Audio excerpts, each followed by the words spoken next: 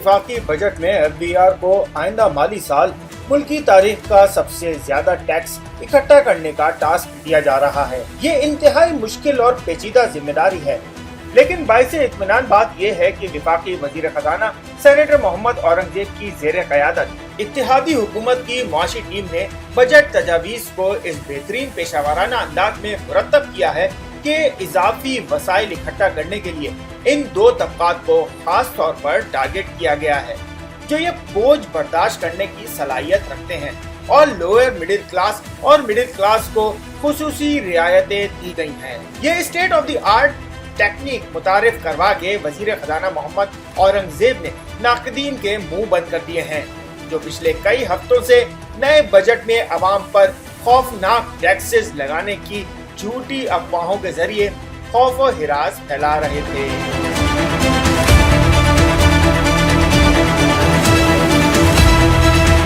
इत्तेहादी हुकूमत ने बजट के जो बुनियादी खतोखाल तय किए हैं, उनमें ये उसूली फैसला किया गया है कि कौमी टैक्स आमदनी बढ़ाने का ज्यादातर बोझ साहिब सरवत तबकात और इलीट क्लास पर डाला जाए। इस फार्मूले के तहत मनकूला और गैर मनकूला जायदादों की खरीदो फरोख्त पर टैक्सेस की शरह उनकी मजमूई मालियत के तनासुब से मुकर्रर की गई है। लग्जरी और हाइब्रिड गाड़ियों पर टैक्स छूट खत्म कर दी गई है। इस फार्मूले का फायदा ये होगा कि अमीर कबीर अफराद से टैक्स वसूली की शरह ज्यादा होगी और मिडिल क्लास और लोअर मिडिल क्लास के साथ नरमी बढ़ती जाएगी। ये फैसला भी किया गया है कि दयानतदारी के साथ टैक्स देने वालों के साथ नरमी बढ़ती जाए और आदि टैक्स चोरों को ठीक ठाक रगड़ा लगाया जाए। इस फार्मूले से मईशत की दस्तावेज बंदी में मदद मिलेगी। बजट दस्तावेज के मुताबिक जायदाद की खरीदो फरोख्त पर फाइलर्स पर 15% टैक्स लगेगा, जबकि नॉन फाइलर्स को जायदाद खरीदने और बेचने पर 45% तक टैक्स अदा करना पड़ेगा। गैर मनकूला जायदादों पर फाइलर्स, नॉन फाइलर्स और ताखीर से फाइल होने वालों के लिए अलग अलग रेट लाने की तजवीज़ है।